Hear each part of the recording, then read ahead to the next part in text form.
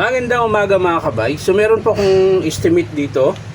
Job number 39824 letter E. Ang model ito mga kabay, DWE8200S. Ito po yung D4 na grinder ng DeWalt mga kabay. So yan, sasaksak po natin.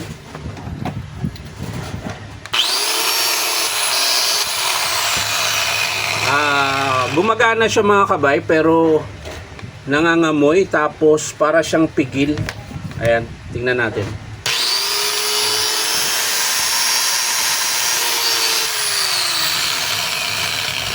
Hindi naman po malakas yung siklab niya, pero mabagal siya at nangangamoy. So titingnan natin mga kabay, bubuksan natin kung anong dahilan. So sa mga nagtatanong mga kabay kung saan ako saan yung pwesto na pinapasukan ko, dito lang po ako sa Powerman Hardware, 530 T. Alonso, Santa Cruz, Manila. So hanapin nyo lang po yung signboard na DeWalt. Dito po ako pumapasok. So yan, babaklasin natin yung carbon mga kabay. So yan, kung makikita nyo mga kabay, yung kanyang carbon ay manipis. Ayan. So sa vibration yan mga kabay, kung malakas yung vibration ng grinder nyo, ganun mangyayari ng carbon. Pero may dahilan yan mga kabay. Kahit dito sa kabila, ayan, hindi na pantay yung carbon. So ayan, kung mapapansin nyo mga kabay, di ba makintab po? Ito makintab. Ayan. Pero pagdating dito, wala.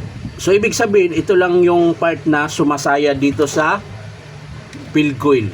Ayan, sumasayad po yan dito, kaya po siya kumintab. Dapat po hindi ganon. Ibig sabihin yan mga kabay, sira po yung bearing dito sa harapan. Yung number 608. Ayan, ito po yun. Ayan, yan po yung number 608 na bearing. Yan po yung sira. Ayan palag. Lakas ng alog. Ayan. Yung sinasabi ko kanina na nangamoy, para siyang sunog, dito po yun. Dahil po sumasayad yung armature mo sa field coil, kaya may amoy sunog siya. Yung pigil naman dito yon sa bearing. Sira po kasi yung bearing, kaya hindi po siya ganun ka-smooth yung ikot. Sa likuran po, okay pa po siya. Ayan. Yung bearing dito, 607.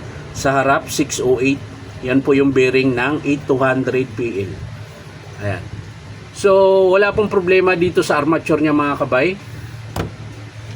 Ang naging problema lang po, ito lang pong bearing 608. Pero syempre titingnan natin yung pinion, baka may tama.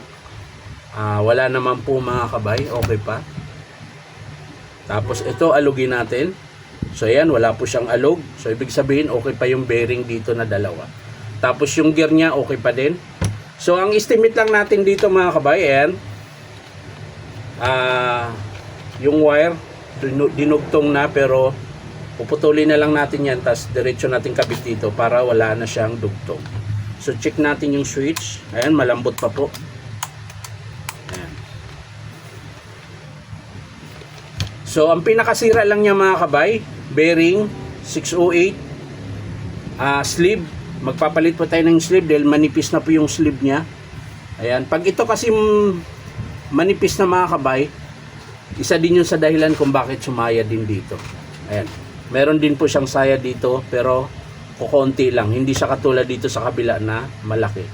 So magpapalit tayo ng bearing 608, sleeve bearing, tsaka yung kanyang carbon brush. So hindi ko na po papakita kung paano buuin mga kabay. Papakita ko na lang sa inyo mga kabay kapag in-approve ito ng customer. So maraming salamat mga kabay sa panonood, at palike and share na rin po. At syempre po, baka pwede makahingi sa inyo ng isang subscribe dito po sa aking YouTube account na Inom Tabay. So maraming salamat. Bye-bye.